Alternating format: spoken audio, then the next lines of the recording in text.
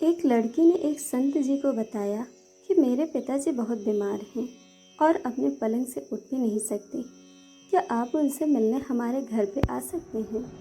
संत जी ने कहा, हाँ बेटी, मैं ज़रूर आऊँगा।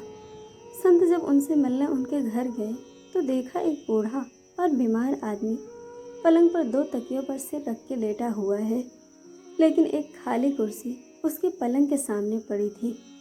संत जी ने उस बूढ़े और बीमार आदमी से पूछा कि मुझे लगता है कि शायद आप मेरे ही आने की उम्मीद कर रहे थे। उस वृद्ध आदमी ने कहा, जी नहीं, आप कौन हैं?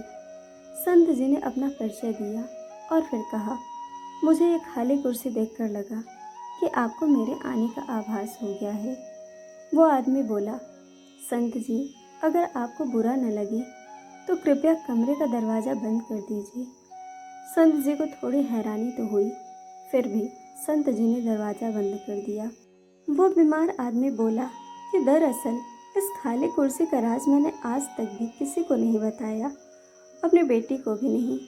मैं अपने पूरे जीवन में ये जान नहीं सका कि प्रार्थना कैसे की जाती है, लेकिन मैं प्रत्येक दिन मंदिर जाता अवश्य था, लेकिन कुछ समझ में नहीं आता था। लगभग 4 साल पहले मेरा एक दोस्त मुझसे मिलने आया।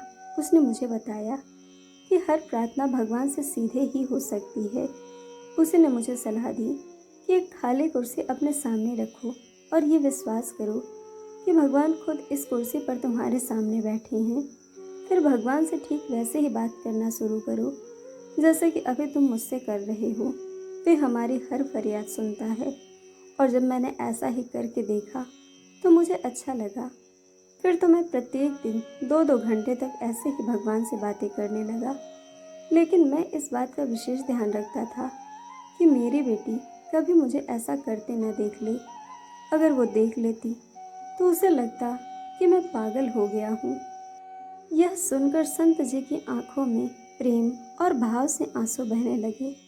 संत जी ने उस बुजुर्ग से कहा कि आप सबसे ऊंची भक्ति कर रहे हो। फिर उस बीमार आदमी के सिर पर हाथ रखा और कहा, अपनी सच्ची भक्ति प्रेम को जारी रखो। संत जी अपने आश्रम लौट गए, लेकिन 5 दिन बाद वही बेटी संत जी से मिलने आई और उन्हें बताया कि जिस दिन आप मेरे पिताजी से मिले थे वे बेहद खुश थे, लेकिन कल सुबह 4 बजे मेरे पिताजी ने प्राण त्याग दिए। बेटी ने बताया कि मैं जब घर से अपने काम पर जा रही थी तो उन्होंने मुझे बुलाया, मेरा माथा प्यार से चूमा। उनके चेहरे पर बहुत शांति थी, उनकी आंखें आंसू से भरी हुई थी। लेकिन वापस लौटकर मैंने एक अजीब सी चीज़ भी देखी। वो ऐसी मुद्रा में अपने बिस्तर पर बैठे थे जैसे खाली कुर्सी पर उन्होंने किसी की गोद में अपना सिर झुका रखा हो, जबकि कुर्सी तो हमेशा की तरह खाली थी। संत जी, मेरे पिताजी ने खाली कुर्सी के आगे सिर क्यों झुका रखा था? बेटी से पिता का ये हाल सुनकर संत जी फूट फूट कर रोने लगी और भगवान से प्रार्थना करने लगी कि हे प्रभु, मैं भी जब इस दुनिया से जाऊं तो ऐसे ही जाऊं, मुझ पर भी ऐसी ही कृपा करना। यदि हम भी इसी तरह अपने इष्ट देव की गोद में बैठकर यहाँ से जाना चाहते हैं तो प्रत्येक पल आप अपने इष्ट देव की उपस्थिति को हर जगह महसूस करेंगे। एक दिन हमारी अवस्था भी अवश्य बदलेगी। दोस्तों, आपको कहानी कैसी लगी ये हमें कमेंट करके ज़रूर बताइएगा और चैनल को सब्सक्राइब, वीडियो को लाइक शेयर करना बिल्कुल मत भूलिएगा। वीडियो देखने के लिए आप सभी का बहुत बहुत धन्यवाद। जल्द मिलेंगे एक और नई कहानी के साथ।